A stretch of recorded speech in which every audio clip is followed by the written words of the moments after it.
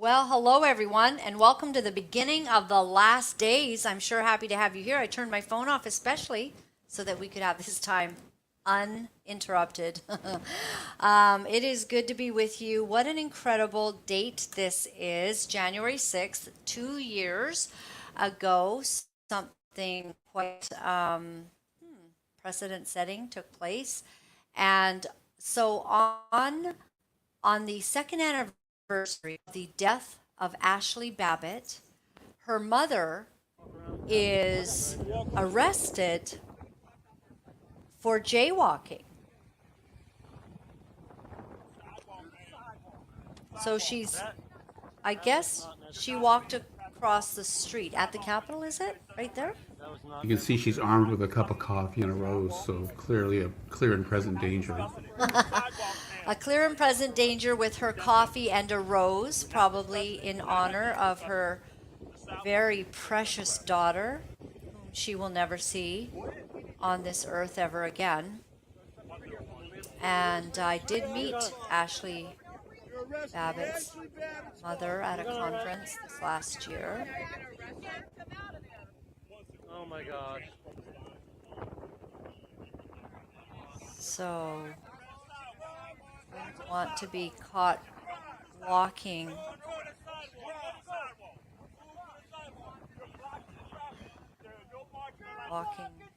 the wrong way down there with those officers. Interesting, right? Interesting day. Does it have to come to this? Is the world gone absolutely bat crazy? I mean, do we have to all be so nutty? Give a mother some space to grieve. What officers make, all the rules that we're going to do this and that. I don't know what was going on there, but oh, it's so hard, isn't it? Well, I like to read every day and start the show off with a verse from my dad's Bible, who passed away over a year ago. And he loved to underline. So on this particular page, there's numerous scriptures underlined, some in red. The ones in red are actually about Lucifer. So this is from Isaiah 15. It says, "How art thou fallen from heaven, O Lucifer, son of the morning? How are you cut down to the ground, which did weaken the nations?" So it says it weakened the nations because Lucifer came down, for sure. Like we're in a lot of trouble because he's here. "I will ascend into heaven," said Lucifer, "and I will exalt my throne above the stars of God. I will sit also upon the mount of the congregation in the sides of the north." Very interesting that it was Lucifer's desire to be God and to exalt himself above God. And then the other verse that really caught my eye this morning that my dad had underlined in blue, because that was in red. So he has a little star beside there, sort of. It's interesting to see where Lucifer came from, how he ended up on the earth. Well, he thought he was all that in a bag of chips, and God showed him, and now we're stuck with him. So great. But this is purpose that is purposed upon the whole earth, and this is the hand that is stretched out upon all the nations. For the Lord of hosts has purposed, and who shall disannul it? And his hand is stretched out, and who shall turn it back? I really like that. It shows how powerful God is. So it says God annulled this. God annulled something, or God says something, and who shall annul it? Who will make it not possible? Nobody can. Whatever God says, God gets, because God is God. And that's why I'm not so worried about what's going on with the elites and all the people that are doing evil things, because I know that God is God. The only thing that he set as a parameter that he would be beholden to, that would limit perhaps his purpose or his will, would be your choice. Isn't that interesting? Choice was God's idea. God's will is that you would choose him, and that gives you the right to reject him. And by far, as a nation in Canada and the United States, we have rejected God. As both a Canadian and American citizen, I am not particularly proud of the countries that I belong to at this time, because we have gone against God's purposes. We have rejected him. And I wonder, so we get a better prime minister in Canada, so we get a better president in the United States. Do they honor God's word? Do they honor life, the life of babies? Do they care about the principles in the word of God? Do they honor that men were created to be men and women were created to be women? And a woke ideology that says otherwise should not necessarily have any place at all. I mean, what is the principles by which a government and a nation govern themselves? So when God says something, and when he chooses to do such and such, he will do it. I always say, it'll be a great day when God, with one flick of his baby finger, removes our prime minister here in Canada and takes care of business. The day that God says Biden's gone, Biden's gone. And that will be a rejoicing day as well. But God is sort of limited by our will. So many of us can make choices, and we can teach our children things that are not of God. We get the right to do that. But ultimately, it says that a king will sort of chart his course, but it is God who will turn even a king's head in a certain direction. It also says in the word that he will allow an evil person to be appointed for a day of evil. Isn't that intriguing? What does that all mean? I don't exactly know, but I do know that it's all going to be fun to watch in 2023. Couple things before we get to our incredible guest. The Chinese are burning their dead in the streets, apparently, because funeral homes are overwhelmed.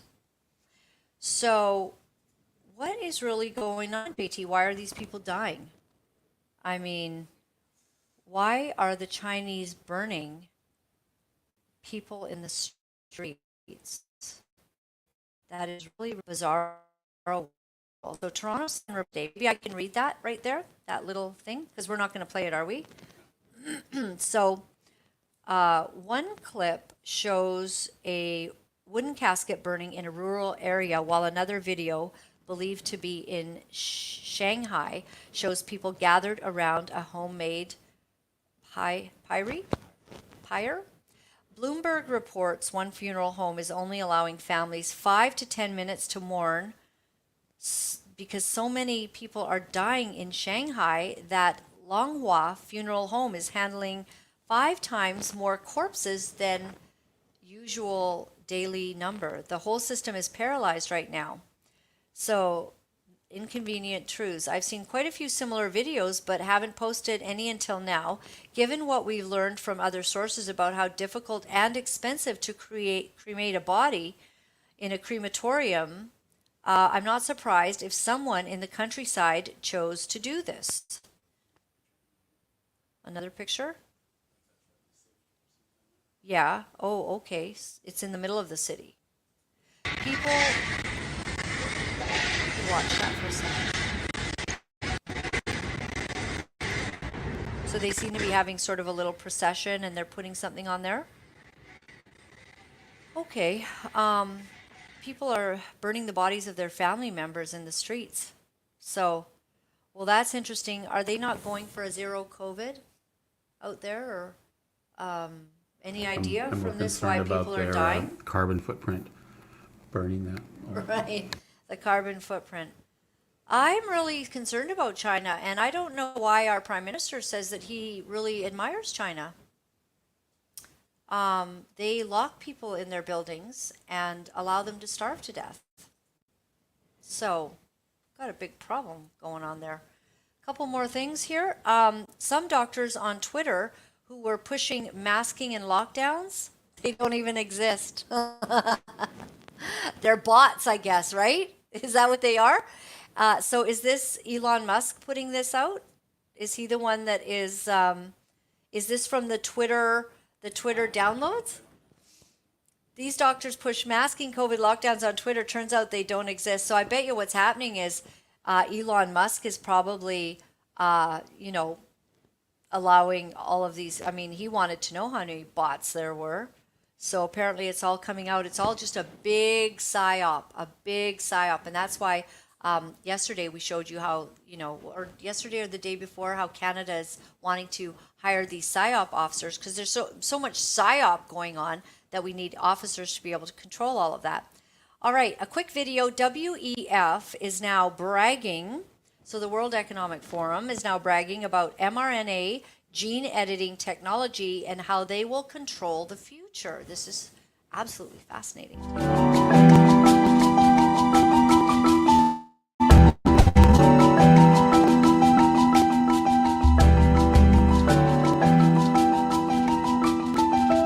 Speaking, we're talking about improving biology and redesigning organisms for beneficial purposes.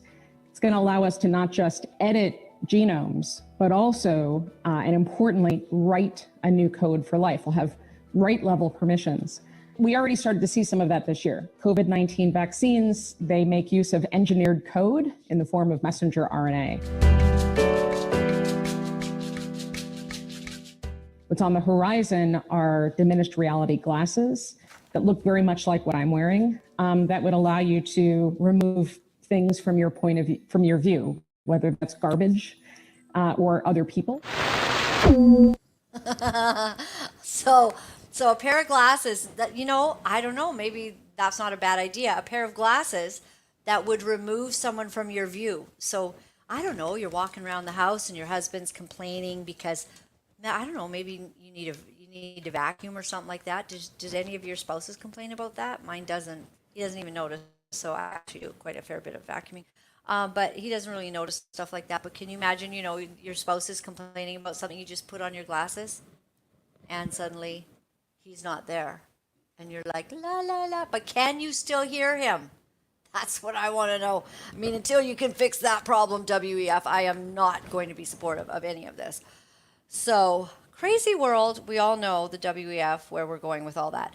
Now, Spencer Fernando, Canadian businesses are becoming insolvent, and they are up 37.8%. The insolvencies are up 37.8%. And of course they are, because our government has systematically destroyed small business, medium-sized businesses especially. How can they have even survived through everything that we've been through? And all the while, our Trudeau just saying, oh yeah, well, we don't know if we're going to have any more COVID lockdowns. It just depends on COVID, doesn't it? COVID, who has COVID? Do you know anyone who has COVID right now? I don't know. So they've destroyed our country. And the Canadian dollar is now $1.40 to the American $1. So think about that. It's a complete mess. I like Florida Governor Ron DeSantis. He is looking into banning China from purchasing any Florida property. Now, is this because he's a racist? Because that's what they're going to say, isn't it? That DeSantis, white privilege. What's that, JT? What about the podium? Oh, was that actually written there? Is that actually a sign on the podium? Stop the CCP. And is that Chinese people beside him, or? Yeah? You see, that proves he's not racist, right? But they're going to say him and his white privilege, they don't want Chinese people in, and he's going to go, what? These are my best buddies. Here's the problem is China, haven't you heard, even in Canada, they're purchasing a lot of things. They've actually taken a lot of our natural resources already. It's already done. And a little while ago, we reported how they have purchased land, like big farm areas near some very pivotal, stations, like military stations in Canada. They're within a goggles, view of the Chinese have purchased the land. Why are we allowing that? As our Trudeau admires China, they have an agenda to basically take over the world. I think they've said it out loud. And they are moving in. Now, I have a lot of wonderful Chinese friends, and I absolutely love them. And guess what? My Chinese friends don't like them. But I can't tell you their names because who knows how they might infiltrate. The problem we have in Canada is that the Chinese police are being allowed to set up some offices and headquarters. And the people that have moved here from China so that they could have a life of freedom and safety are being threatened by the Chinese police offices that have come into Canada. You think that's okay? I don't think it's okay. Take your office and adios right out of here. Is that the last thing, JT? Or, oh, Kentucky becomes the latest state to take on woke banks and asset managers. So what does that mean exactly? So basically, if you'll just scroll down here, I'm going to read this to you. The state of Kentucky announced Tuesday that it may pull funds from JP Morgan, Chase, BlackRock, and 9 other financial firms that boycott fossil fuel companies. Kentucky passed a law in April 2022 that directs the state treasurer to publish a yearly list of banks and asset managers that are found to be boycotting energy companies. Fantastic. I mean, isn't this a little bit like you were saying that DeSantis basically told BlackRock to stand down? He divested state funds from BlackRock. Right. The DeSantis doesn't want any BlackRock stuff going on in his state. Where is the DeSantis in Canada? Where is our DeSantis? You know what? We can't seem to get anyone elected that has the cojones to deal with these sort of things. We hope to see some good things coming from Alberta, but we'll have to hold our breath on that, won't we? Because there's a little bit of funny business going on. We'll see. All right, I would like to invite our guest today. We're going to be speaking about, I've already mentioned some of the things that we hold dear and hold dear as Canadians with values and principles. And we have seen an amazing thing happen. Roe versus Wade was overturned in the United States of America. And I have said on this show before that if our hope is that we hire a better politician or a different politician or someone who helps us in the financial field, but if that person is still dishonoring God, is still not supporting the fundamental right to life of every baby that is conceived in a womb, have we gained the favor in any manner of God? Canada, under the supremacy of God, has its Charter of Rights and Freedoms. The supremacy of God. Who is God? What does God think of a nation that in Canada we actually have no laws governing abortion? You can be 9 months and overdue with that baby coming down the canal, and you can make a decision that you want to end your baby's life. We have sex selection. You can abort your baby at any point in your pregnancy. No laws, no rules, absolutely no thoughts about what the consequences of that would be to a nation. So there is an incredible woman. Her name is Susan Swift, and she is the Vice President of Legal Affairs for the Right to Life League. She is an attorney, and she has got some very interesting things to share with us about what's going on in the United States of America, where Roe versus Wade has been overturned and 2023 is gearing up. Thank you so much, Susan, for giving us your time today on the show. Thanks for being here. Thank you for allowing me to be with you today, Laura-Lynn. It's really a privilege, and I love to have your biblical perspective on things. That's very valuable. Thank you. My dad was such a powerful influence in my life, and I miss my mom and dad. They were missionaries, so it does govern. But a lot of people, you know, whether super spiritual or not, do believe. And I was very surprised at this, Susan, just to open up the conversation for for what we're dealing with in Canada, I found out that a lot of people that felt that they were pro-choice did not actually know that in Canada we do not have one law governing the life of babies all the way up to the end. And when I explained to them and I said, so you're pro-choice, and they were adamantly pro-choice, and I said, but do you think that at 8 months I can go and abort my baby? Well, no. I mean, routinely, they're like, no, of course not. They thought that was horrible and, hideous to even think of doing something like that. But they would consider themselves pro-choice because we don't actually have enough conversations going on in our nation about this. So when we all heard that Roe versus Wade, was overturned, I mean, I think it sent shivers up some of those pro-choice people's backs because, that's like, oh, like a sign of terrible things that could come our way. But this was absolutely an incredible thing. I don't know that we even knew it was possible, but it did happen. So tell me about your experience fighting for life and what that really meant to your nation. Sure. Well, as you may know, the Roe versus Wade decision was passed in 1973, and it was from its inception it was wrongheaded. Even Justice Ginsburg at the time said, it really wasn't the best decision. It was badly done. It was rushed along, etc. So everyone knew that Roe versus Wade was not good law.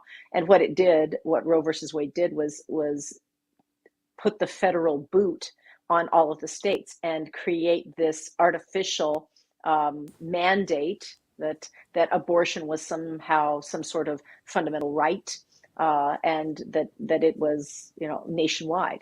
And there is no such thing as the right to abortion in our Constitution. And so when the decision in 2022, the Dobbs decision came down, that corrected the gross error of the Roe versus Wade decision. And the Dobbs court, written by Justice Alito, clarified and went actually laboriously through American history and the history of states to determine, well, whether or not abortion was something that was embraced at all by any of the states. And it was very clear that never was. Abortion has never been a constitutional right. That our founding fathers never envisioned that. We were founded by very Christian men and women.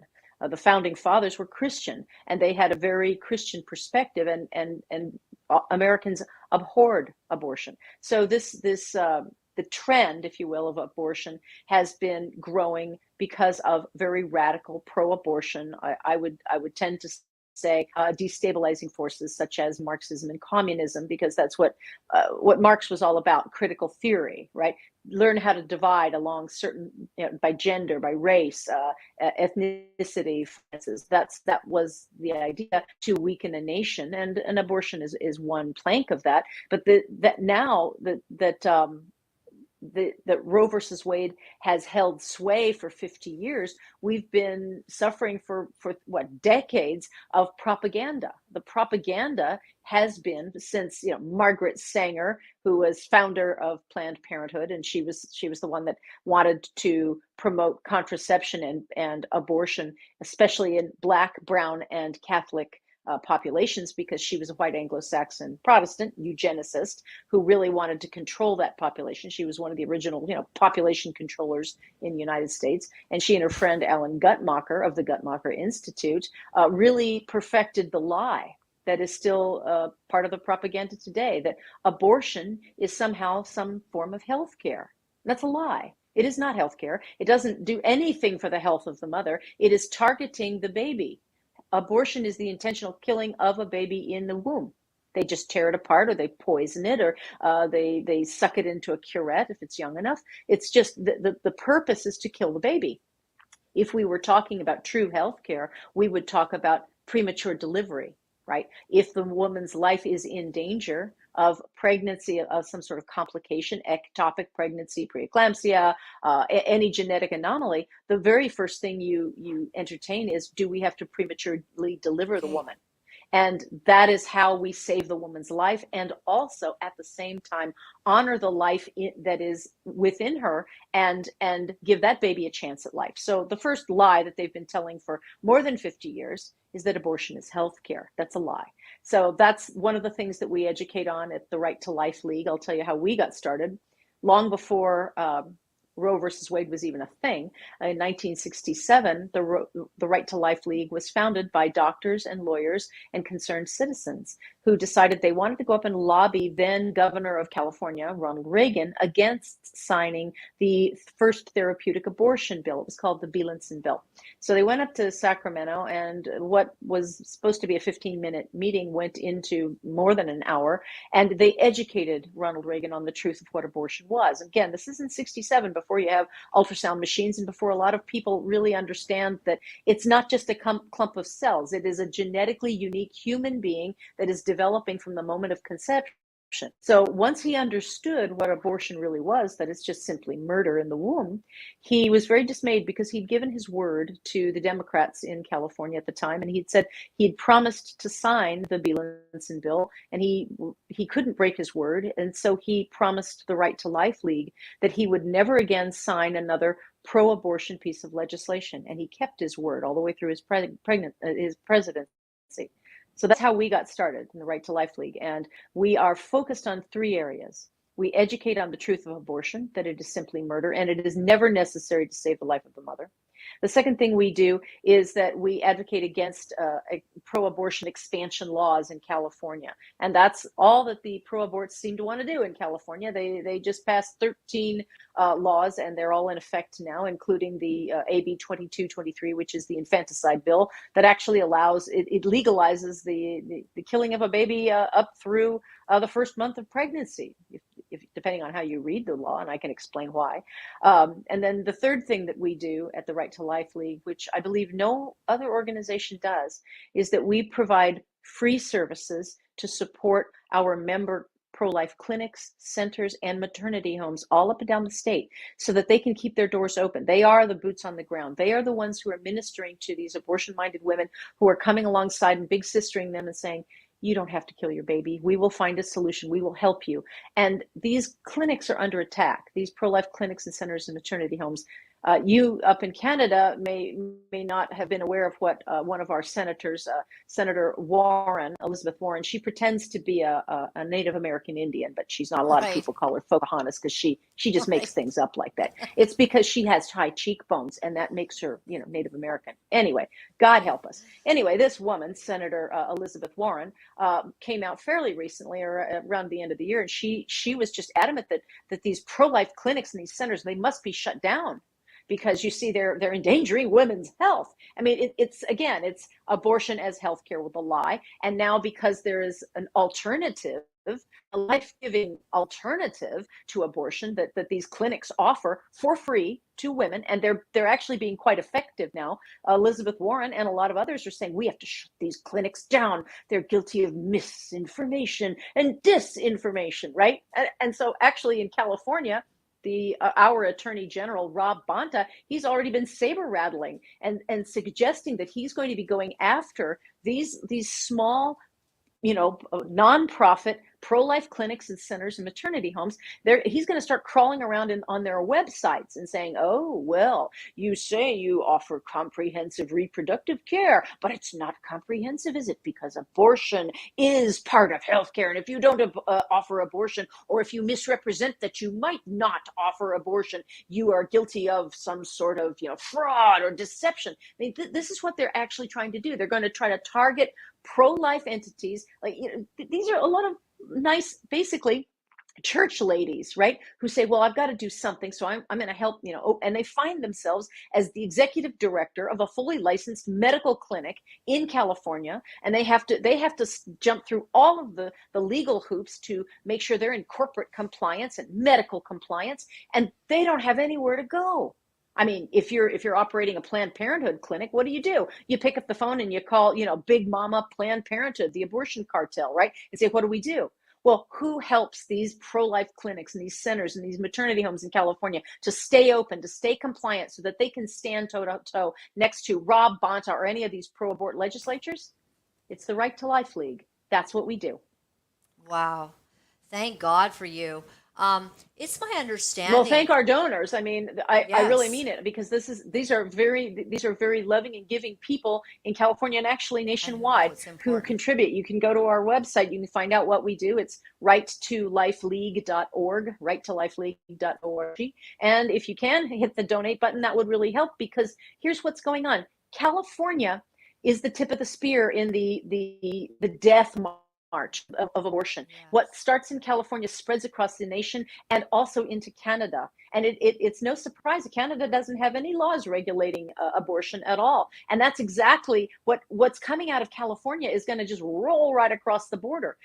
For instance, we just passed in California Proposition 1. It amends our constitution, our state constitution, to say something that sounds very Orwellian and actually very nice in a way. It says the state shall not deny or interfere with an individual's reproductive freedom in their most intimate decisions, including use of abortion or contraception.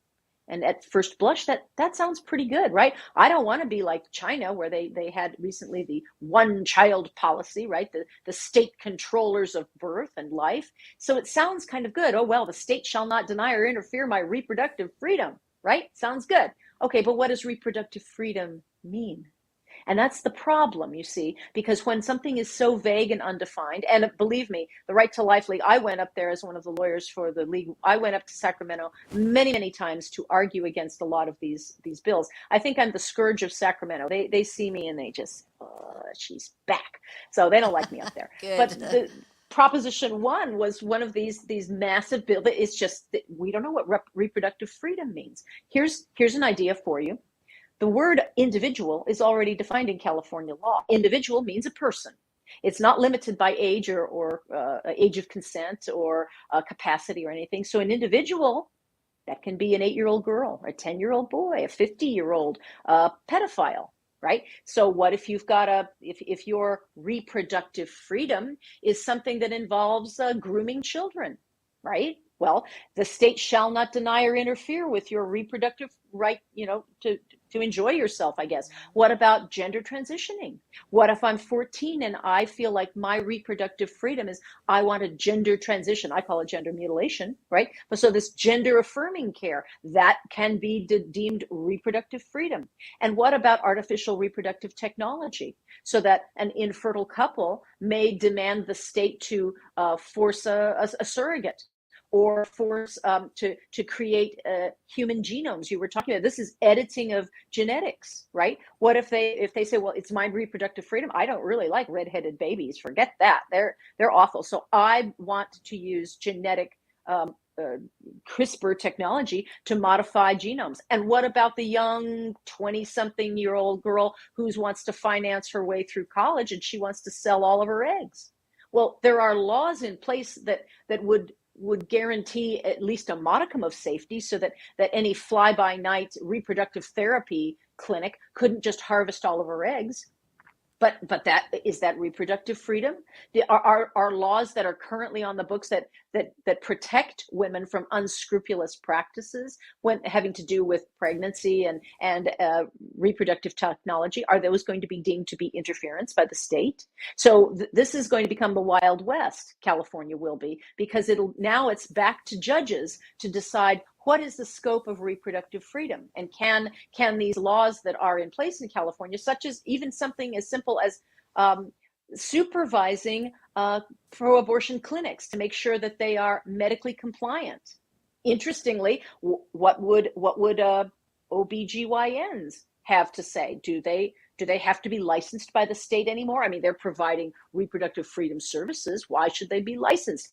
All of these are kind of crazy questions out there, but that's what we're facing just in California alone. But wait, there's more. I sound like the Ginsu knife commercial.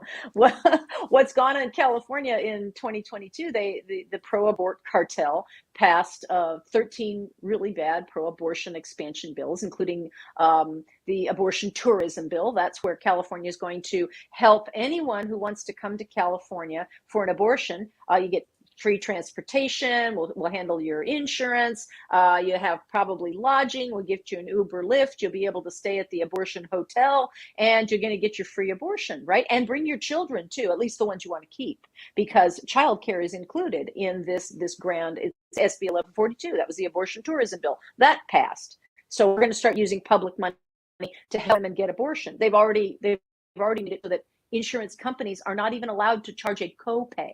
You can't even ask a woman to put down $20 to have her abortion done. It's all got to be paid for by private insurance or the state.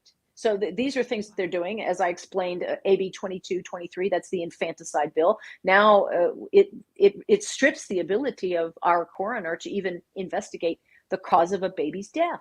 And the baby could die 2 or 3 weeks from the time of birth, and that is still within the perinatal period in California. And so when AB 2223 says, well, we're not going to prosecute anyone for perinatal death due to causes that occurred in utero, what does that mean? A cause in utero? Well, that's an abortion, certainly, right? Abortion pills. The chemical abortions are when you take medication that interrupts the hormone progesterone, and it starves the baby slowly over a couple of days. And then you take a second drug, misoprostol, to expel the baby, to have uterine contraction, go into labor, and then you expel this dead or dying baby. That's a chemical abortion, right? Well, if the baby is born alive, and that's within the perinatal period after birth, right? The perinatal period. Then if the baby dies on the table, is anyone going to actually investigate? And if they do, they can be slapped with a lawsuit for $25,000 plus attorney's fees and costs. They've privatized it because no one's going to investigate the woman or anyone who helps her. Anyone. That can be the neighbor next door. It could be the boyfriend who bought the abortion pills online, right, and just gave it to her. Anything like that. So we're making it absolutely crime-free. Abortion is on demand, and even the death of a baby after an abortion, an attempted abortion, a botched abortion, that's not going to be investigated. So long as the mother's comfortable with it, it's abortion on demand. And guess what else is coming? You won't believe this, but Walgreens and CVS have just applied to, because the FDA under President Biden, who claims he's a Catholic, which is just very upsetting to me as a Catholic, because you can't call yourself a Catholic and be pro-abortion. You can't. You're automatically excommunicated by the Catholic Church, by the teaching of the. Oh yeah, Pelosi. Same thing. Pelosi, it's just... all of these so-called Catholic legislatures who are also pro-choice, they're automatic. They're not Catholic. They're messing with my brand. Okay, they're just not. You cannot support abortion and be Catholic. But anyway, he claims he is. So he has further loosened restrictions at the FDA for basically allowing a woman to get abortion drugs, the chemical abortions, online. You can do telehealth medicine. So you just check in, just like we're talking on video right now. You talk to somebody and say, well, I think I had my period about 8 weeks ago, right? And the person on the other line says, oh, that's great. I'll just write you a prescription for a chemical abortion. Do you have to come in and actually get an ultrasound to properly date the gestational age of that child just to protect the health of the mother? No, you don't. So you can be wrong. And routinely, a lot of women, I think it's about 40%, aren't sure exactly when their cycle started. And so you can be 14, 15, 18 weeks along and not know, and still take this dangerous chemical cocktail, the chemical abortion drugs, right? And it's only safe and effective, according to the FDA, for up to 70 days past conception, so the first 10 weeks. After that, it's a risk to the mother's health. Never mind the baby. We know what you're trying to do to the baby. You're trying to starve it and kill it. But for the woman's health alone, it used to be you had to at least go in, get ultrasound dating. The doctor would tell you, well, you're 14 weeks along and we can't give you a chemical abortion. We have to do a surgical abortion. That was to protect the life of the mother. But that doesn't matter anymore, because now you can get it online. And soon, very soon, you'll be able to go to Walgreens or CVS pharmacy, get that prescription filled, and just go home and take your abortion medicine at home and suffer and deliver a dead baby at home, I guess, into your toilet. That's what Walgreens and CVS are trying to do, thanks to the Biden administration's decision that we need to, make it easier under the FDA to allow women to get chemical abortion drugs in California. and in nationwide.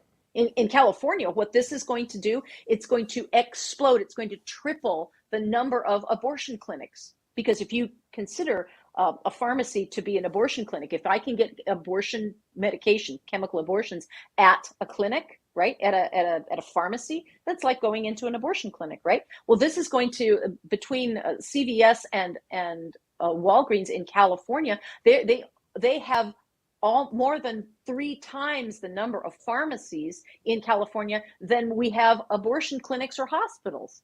So we're going to radically expand the way for women to get abortion pills in California. And that's because of Biden's, pro-choice decision to reduce these regulations in the FDA. It's been absolutely shocking. And years ago, Biden was pro-life openly, and we've seen the clips of him speaking. Yeah, so obviously he's just a puppet, and he seems to be a chameleon and says and does whatever. Oh, he's dementia now, and he's reading a teleprompter. I just want to know who's writing his scripts. That's what I want to know. But he can't. I mean, we have to pray for his soul, because you cannot, as a Catholic in good conscience, you cannot do what he is doing. And he is risking grave sin. I mean, and eternal consequences for what he is doing, is if he is a self-professed Catholic, if he still is. But right. it's really shocking, and it's sickening to me from a spiritual perspective. But this is endangering women, right, who are going to be taking the chemical abortion pill. By the way, in 2020, the Guttmacher Institute came out with a survey that explained that chemical abortions in the United States make up 54% of all abortions. So it's already the majority of all abortions in the United States. I don't know what it is up in Canada, but you can believe, kind of like how fentanyl is coming across our border, I'm sure cheap and available abortion drugs might just filter across the border up into Canada. And you guys don't even have any rules whatsoever, any laws at all, which is, it's even worse. I think if you in Canada can, through your different, counties or regions that you have, it is vital that you start putting some sort of supervision or controls on abortion on demand, because this is risking women's health. As I explained, the abortion chemical, the drugs, it's risking women's health. And it's just shocking that there are no supervision, no barriers whatsoever. As you were saying at your beginning, if a mother is 8 months pregnant, she can kill her baby. I mean, without even a thought. And by the way, I must salute and shout out Laura Klassen. I don't know if you've had her on, but Laura Klassen is in Canada, and she is a fighter, and her website is Choice 42. She has done amazing work. And I mean, we share her videos down here at the Right to Life League, because what she is doing to expose the truth of abortion is wonderful. So, but you guys in Canada better get some laws in place, because it's all coming. So, and that's the battle that we're waging here in California. We're trying to stop abortion, the murder in California, and we're the boots on the ground here. The Right to Life League is, because there's not a lot of people who are fighting it in California. A lot of people just roll over and figure, well, there's nothing we can do because, the pro-abort legislatures are just the way they are. No, you have to take up space. You have to stand up, and you have to speak God's truth, and very firmly. And speak the secular truth of science. For people who aren't comfortable speaking God's language, right? That, like Jeremiah, that I knit you in the womb before you were born, right? If you don't even want to speak God's language, you can set that aside and let's just talk about science. Follow the science, like Dr. Fauci always said, right? Well, when does life begin? At conception. It's very, very clear. A heartbeat begins, I think, 20 days, 25 days later. Certainly by 6 weeks, 8 weeks. Yes. There's a heartbeat. There's fetal activity, the cardiac activity. So, let's just, we don't have to go to where, well, when does the soul enter the body? That's a philosophical, religious question. Well, we don't need to decide that, because we have science already on our side. Life starts at conception. Any species, just look at it, right? Animals, humans, that's when life begins. And if you do nothing, if you don't interrupt that natural evolution and that process, in 9 months, you usually have a healthy baby at the end. So that's what we're talking about. So you can approach it from either a spiritual or a science-based, but the best thing is, as you know, when science and religion meet. That's the goal, right? That's science validates what we know from scripture. So we know when life begins, God grants life, right? The author of life is God. And so we need to protect that life because it is sanctified. It is a precious gift from God. Just as you were talking in your introduction, God gives us life and he gives us free will. Those are the two sublime gifts that he gives us. And all he's asking is that we honor and respect him, and we, with our own free will, come back and agree to abide by his will. That's ball game. And yet here we have these radical, probably atheistic, pro-abort radicals who are just hell-bent on killing babies, and then lying about it and calling it health care, right, when it doesn't affect the woman's health at all. Because as you said, you can deliver her and she's fine. And in fact, you can deliver her faster than you can do an abortion at the second and third trimester. It takes days in the second and third trimesters to soften the cervix, expand it, and then get the tools in there you need to tear the baby into pieces, right? That takes days. So if she's in imminent danger of losing her life for preeclampsia or any other reason, waiting to do an abortion is actually risking her health. When you should be doing an immediate cesarean section, an immediate delivery, and at least give that baby, who might be 18 weeks or 25 weeks, who knows, but give that baby a chance at life.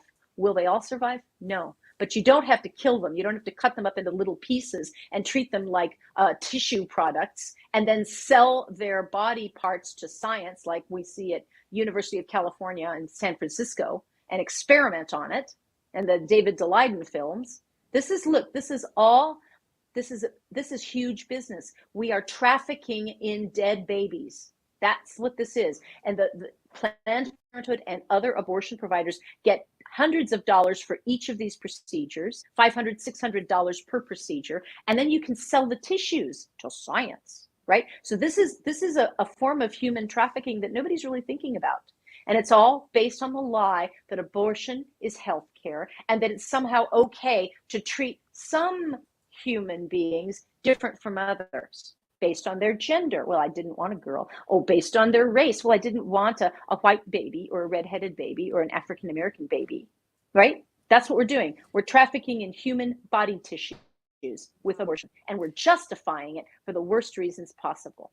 And what about, how they set up their clinics in African American communities, and the whole lie that has been sold to that community, that somehow it's helpful to have it there, when in fact we'd have millions more African American people on the planet, right, to add to the American community in America. But yes, instead the disparate racial impact of these laws is staggering. I actually, when I was arguing against SB 1245, which is a bill that was brought by a senator, her name is Senator Kamlager. The name sounds German, right? Kamlager. And so you would think, if you didn't know any more, that she would be a white woman of privilege. Actually, she's a woman of color. Kamlager is. And Senator Kamlager came up with this bill, which is SB 1245 down for California. And it's all for promoting abortion access in these disparate communities where, they need more abortion access. Well, most Planned Parenthoods they target minority neighborhoods because, again, we've got to go back to the history of Margaret Sanger. She wanted to make sure that Blacks, Browns, and Catholics had lower conception rates. That's why she was promoting birth control. And then she moved into abortion because she was a population controller, right? Wie don't want sie? And she actually referred to Blacks as human weeds.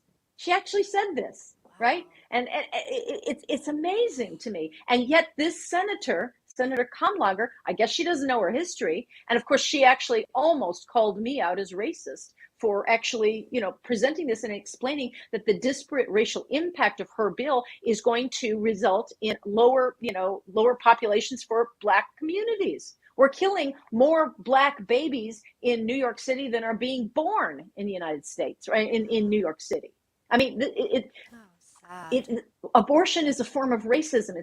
It's this elite kind of fashionable way to be a racist, is to be pro-choice in America. It's very sick. Wow. It is sick. And when eyes get awakened to that, and I've seen some African American people now boldly proclaiming what you're saying, and it is so powerful to hear it.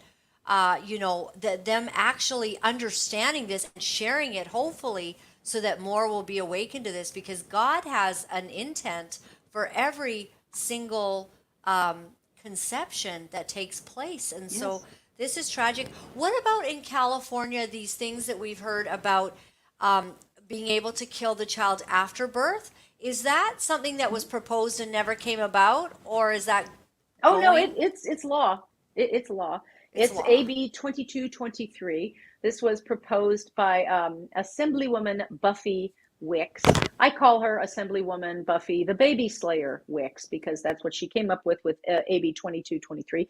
She didn't actually write the bill. I was told by Emerald Robinson when I was being interviewed by her on her show that it was actually an Obama official who actually put the language together. This is the bill that says, well, we don't want to, it was sold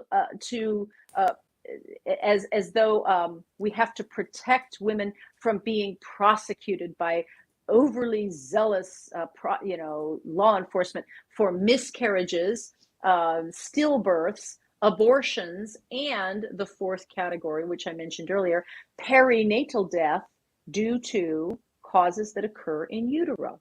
Well, the word perinatal is already defined in California as it begins at conception and extends through to the first month of life. That is the perinatal period. So perinatal also means after birth, right? Prenatal is before birth, perinatal after birth. So perinatal death is a death of a baby that is born alive. All right. Now, the next phrase is due to causes that occur in utero. What does that mean? Well, they wouldn't define that. We went up there again multiple times. I have the receipts. I can show you the YouTube videos. Went up there multiple times explaining, well, what does that mean? In fact, one of the senators, Senator Skinner, kept interrupting and saying, well, it's very obvious what it means. We don't even have to define it. It's like, well, no, I want to know. I mean, conception happens in utero. All kinds of things happen in utero, like the cord can wrap it around the neck. There's any number of things. I mean, what if a bullet, this has actually happened, a bullet, stray bullet is fired, it goes through the abdomen of the mother and lodges in the baby's heart and kills the baby. Well, that's a cause that occurred in utero. So, right, we can't prosecute on that. So, but mostly what they're talking about, a cause that occurred in utero, is an attempted abortion that was botched. So what this law says, AB 2223 says, well, we're not going to prosecute any woman for a perinatal death due to causes that occurred in utero, so long as she's consented to her preferred pregnancy outcome, right? If she wants an abortion and she takes chemical drugs, or if she has a surgical procedure to abort the child and the baby is born alive, because we know that happens, botched abortions happen and we have abortion survivors, well, we're not going to prosecute her for anything that happens. So here's how it's going to work. First of all, AB 2223 strips the duty of the coroner to investigate a baby's death. So let's say now we have a baby who's born alive from a botched abortion and lives for an hour or lives for 2 weeks, who knows, right? And then dies. Normally, it used to be that a coroner would investigate a perinatal death, right? And say, well, what killed this baby, right? No, that's been stripped out now. So long as anybody there can say, well, it was due to a cause that occurred in utero, i.e. I botched the abortion, and that's why the baby died an hour later or a week later, whenever it was. So long as they point to it, that's going to be the excuse. That's the fig leaf that excuses it, right? No one's going to investigate, and here's why, practically speaking. Because the law, AB 2223, also slaps a private cause of action into the section, so that if you're a neighbor, or if you're a first responder, you're a doctor, anybody, and you say, wow, the baby's 2 weeks old, how did this baby die? Anyone who assisted the woman in the botched abortion, or the woman herself, can say, ask one more question, and I will sue you for $25,000 plus attorney's fees and actual costs. So it weaponizes a private cause of action against anyone who even threatens to investigate the cause of the death of the baby born due to causes that occur in utero in this perinatal period. Now, we don't know how the judges are going to be interpreting this because it just went into effect in January. But I've already explained what the problems are. It's basically a nice big loophole. You can smother the baby there and no one's going to be the wiser. And in fact, you can block any investigation of the baby's death. And what it's going to be used to do is going to cover up the number of botched abortions, right? When the baby's born and it doesn't survive, maybe it's been starved to death because of the chemical abortion pill, starving the baby from the progesterone, and so that it slowly starves to death. But the woman is farther along than she believes. So maybe the baby is born. There was one story out of the UK Daily Mail, I believe, where a woman was 30 weeks along and took the abortion chemical pills and delivered a baby at 30 weeks, a boy who survived for 4 days, right? So that can happen. We have evidence of this.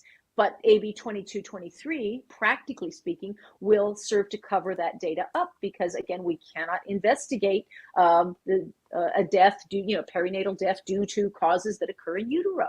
That's what's going on. That's the infanticide bill. That's Assemblywoman Buffy the Baby Slayer Wick's bill. And she's very proud about it. She doesn't know what it means, but she's very proud that she got it done. Oh, it's so I'm shocking. not kidding. I'm not making any of this up. I've got all of the receipts. And if anybody wants to read any about this, we've written about it at the righttolifeleague.org, righttolifeleague.org. You can hit our news and events, and you can scroll back and find out everything about AB 2223. We fought it tooth and nail up in Sacramento, time and time again. Again, they see me coming, and they're just like, oh, she's here. So they don't like me in Sacramento. You scare the devil too. I like it. Yeah, I appreciate that. When my feet hit the ground, the devil goes, she's up. Shoot, so she's up. I always say that about myself too. That I hope that I scare them, and that that we bring cause for the great fight.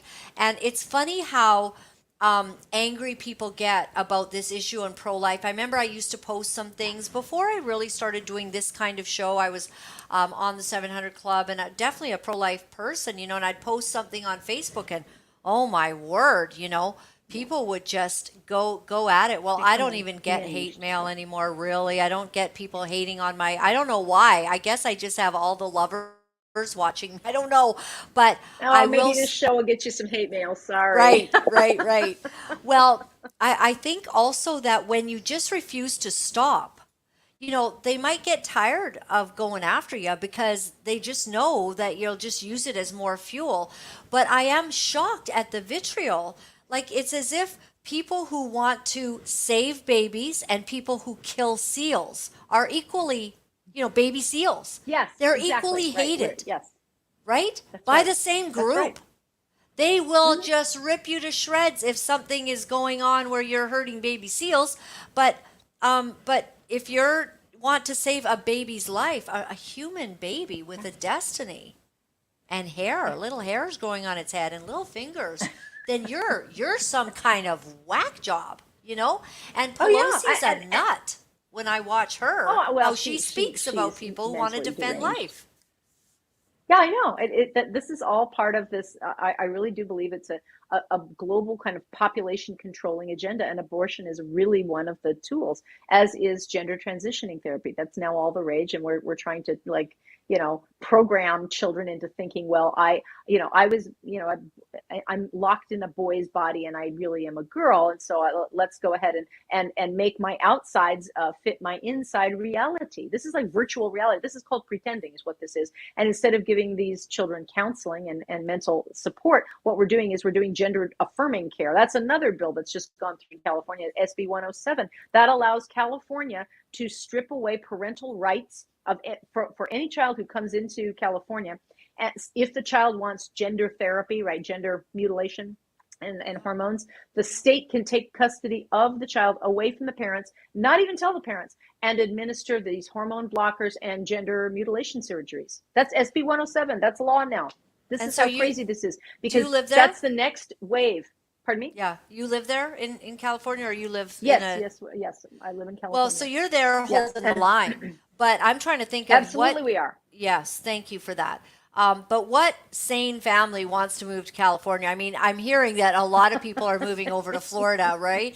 Governor DeSantis is Yeah. just a hero, and same with Texas and places like that as well. But they're Yeah, well, they're just send me. disallowing. I'm from Yeah, Texas. Just send me 10 more pro-life Texans, and I'll clean up California. That's all I need. So right. seriously, but I but like but it. that's what we actually need. That's exactly what we need. Is we need more people coming back to To California fight. who are pro-life and and I and see who what you're want to fight saying. for babies. And if Yes. you can't move back here, well, send us a little bit of money to fight with. I mean, to Just think of saying. that once upon a time, Governor, Ronald Reagan was from Hmm. California. I mean, Yes, like, it was a very pro-life, golden state at that time. how But far you see, it's fallen, yeah. you know? Well, that's because of the radical policies and the pro-abortion policies, and they've kind of captured a lot of different legislators and offices because it's a huge business. It is the abortion cartel. Think about it. They just lost market share in half of the countries when the Dobbs decision came out. Right, all of a sudden, 27 states had trigger laws that automatically started reducing the ability to have abortions. Right, and so Planned Parenthood and the other abortion cartel members, they realized we are losing market share, serious market share. What are we going to do? So that's when they came together to form this Future of Abortion Council. I call it the Future of Abortion Cartel. They got together with current Governor Gavin Newsom, who's related to Pelosi, right? And they explained it to him. They said, all right, in 2021, here's what we need. We need to pass all of these laws, basically to protect our business model. And they were very successful, and they got 13 different bills through. And then they also added on Proposition 1, which I've explained is the reproductive freedom, which we don't even know what that means. That's how broad that is. So that's who we're battling. The abortion cartel funds these legislators. They make sure that they get reelected. So it's a bit of a money laundering, if you will, right? They make sure that the money goes into the coffers of these legislators, get reelected. The legislators make sure that they pass these pro-abortion laws that favor abortion clinics over pro-life clinics. That's another thing that they do that's actually unconstitutional in California. We've argued it many, many times, but they don't seem to want to listen. We have cases that say, look, you are not allowed to spend money just exclusively on abortion services because this is such an intimate decision. You have to be equal. You have to, basically fund pro-life and fund pro-choice, if you will, right? But are they doing that? No. What they are doing is they're directing their money to abortion clinics and trying to make sure that pro-life clinics are not eligible for this money, for the grants and all of the different programs that they're doing. That's how they have this base of operations, if you will, in California. And again, they have abortion tourism, so they can bring anyone from any state, probably from Canada too, bring down to California to get your free abortion. They haven't thrown in tickets to Disneyland yet, but I imagine they'll probably work Yeah. something out with Disney. So that's what's happening in California, Wow. and that is why the fight for life, the fight for individual liberty, the fight for godly values is in California. That's where the evil is. So if you want to be in the battle, this is where to join because this is where it's all starting. You want to be on the front lines? Come to California. If you can't be, well, you send us figuratively bullets, which is hit the donate button on our page, which is, righttolifeleague.org. Hit the donate button. Send us $5 because what we do is we educate against, these bad bills. We fight the bad bills. We educate on the truth of abortion, that it's murder. And the other thing that we do that nobody does, that as far as I know, we support these pro-life clinics and centers and maternity homes so that women have another voice for them. And say, Right. hey, please come in. We'll talk to you. We'll counsel you. We'll present other options. You don't have to kill your baby.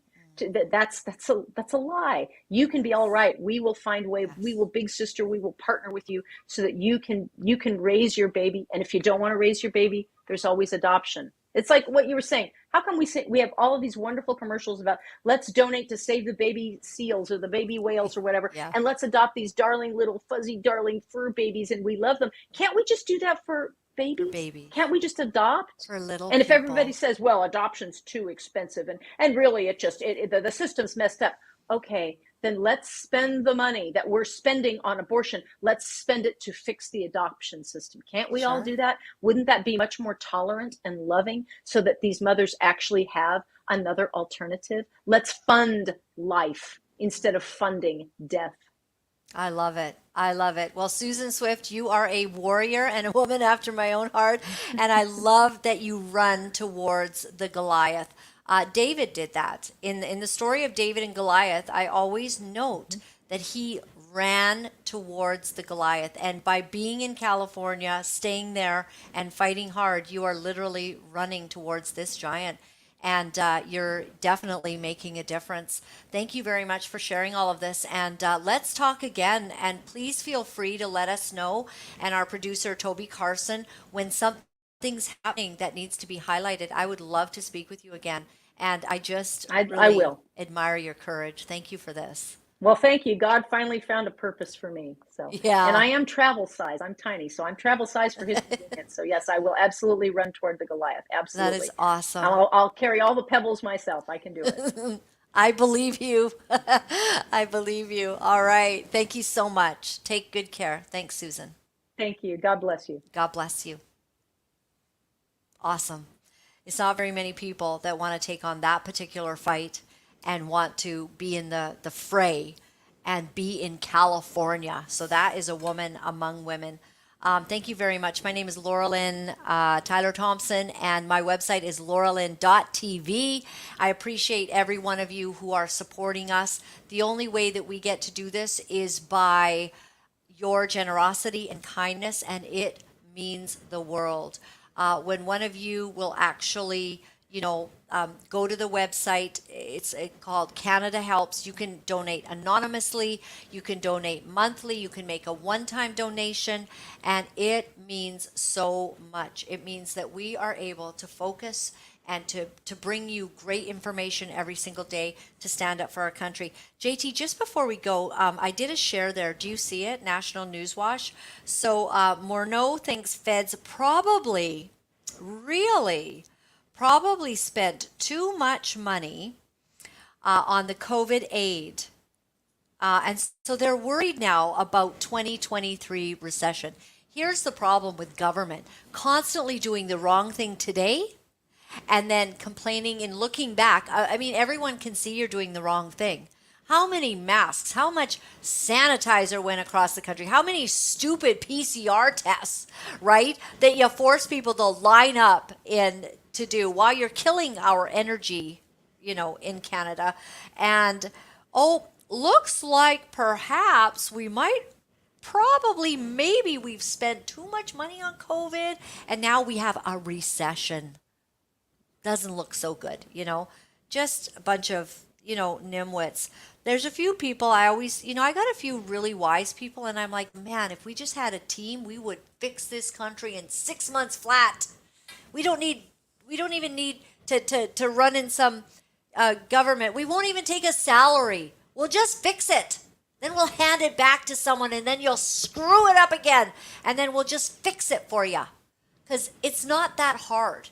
You're just all so really inept. You're so inept.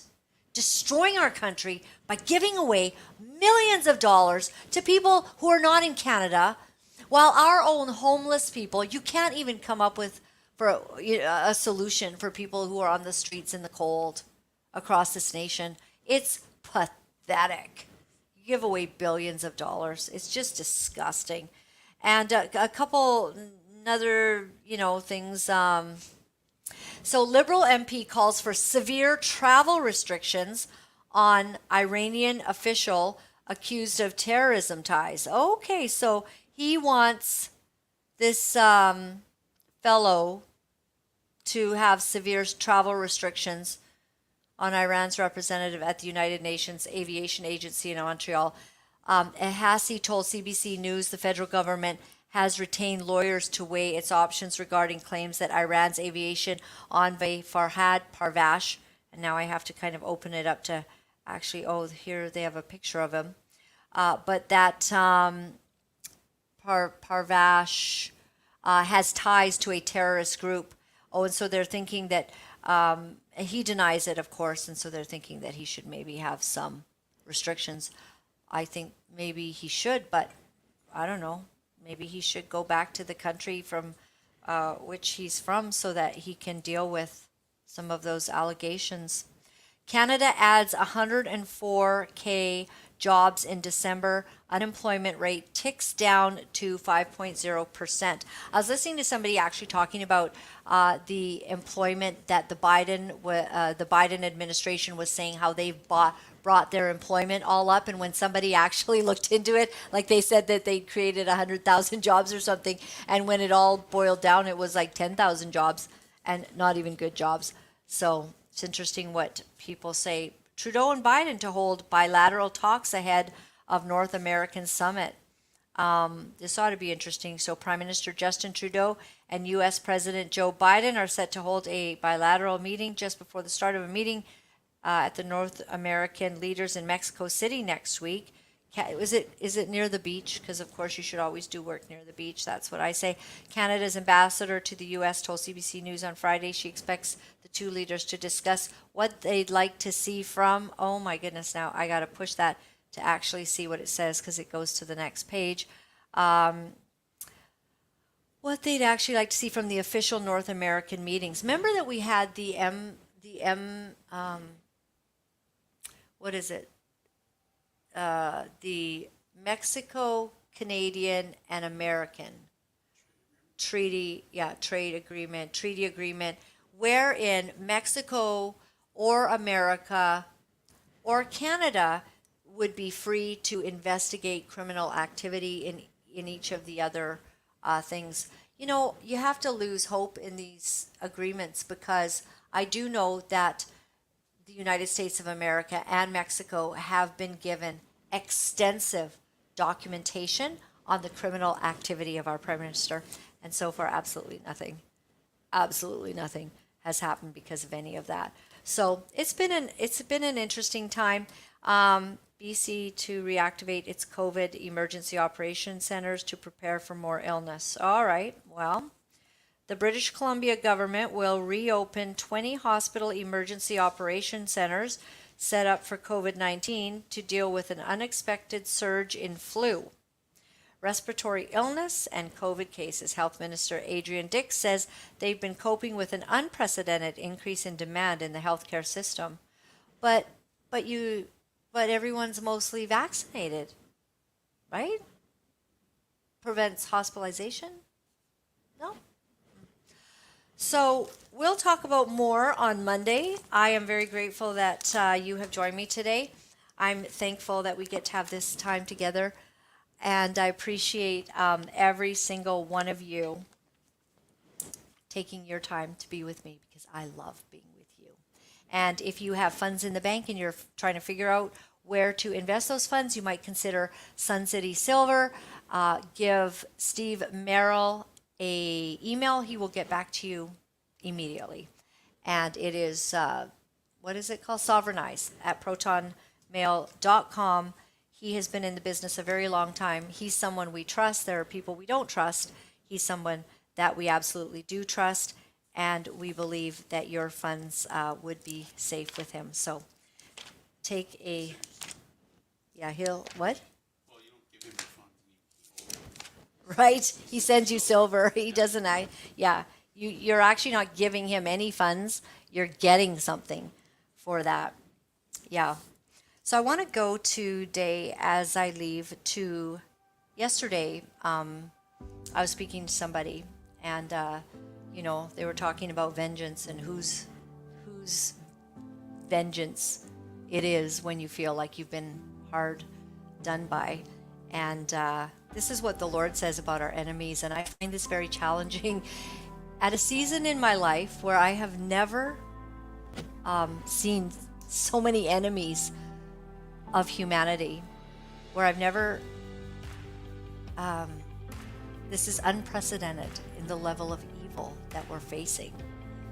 And what is our response to that? Because we feel a lot of anger and we certainly know how to, call it out, at least on Twitter.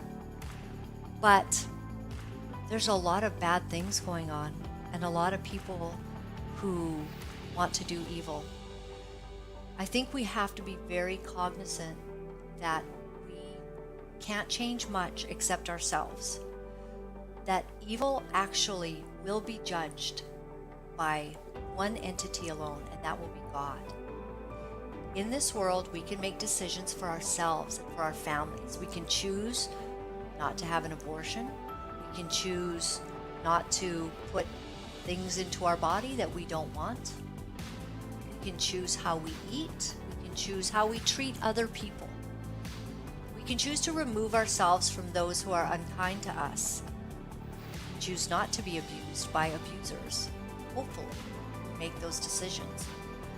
But we do not get to choose how justice is delivered to evil, except if the law of the land, and they can be prosecuted, and they should be, and it's kind of hard when they're not, and they should be.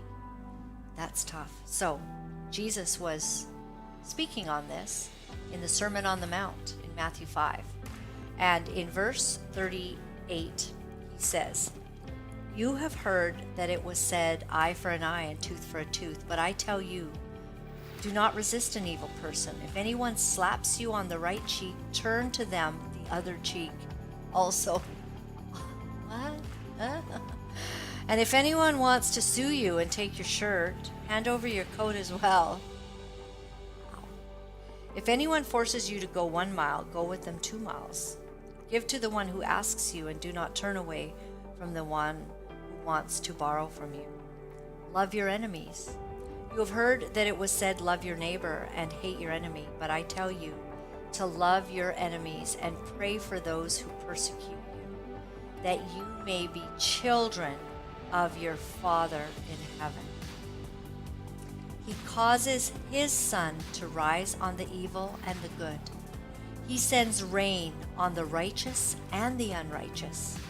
If you love those who love you, what reward will you get?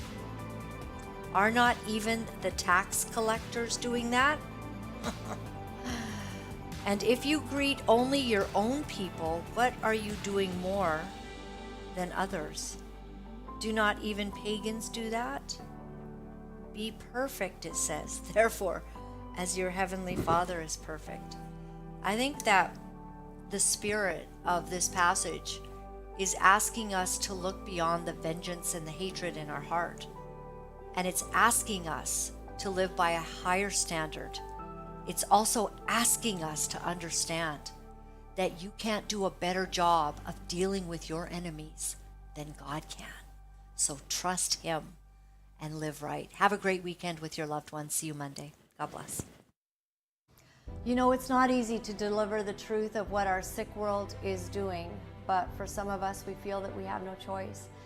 Because if we are silent about these abominable things, then we are letting evil go unchecked, and we cannot do that. For those of you wonderful people who are writing me and are sharing your encouragement, I am deeply grateful. Thank you for all the letters that you've been sending. Thank you for the donations and the support. I found out that in order to speak the truth, you have to become very, very strong. If you would go to my website at www.laura-lynn.tv, you'll find all of the ways that you can contact me. Remember, my friends, all is well. All is well. Thanks for joining me.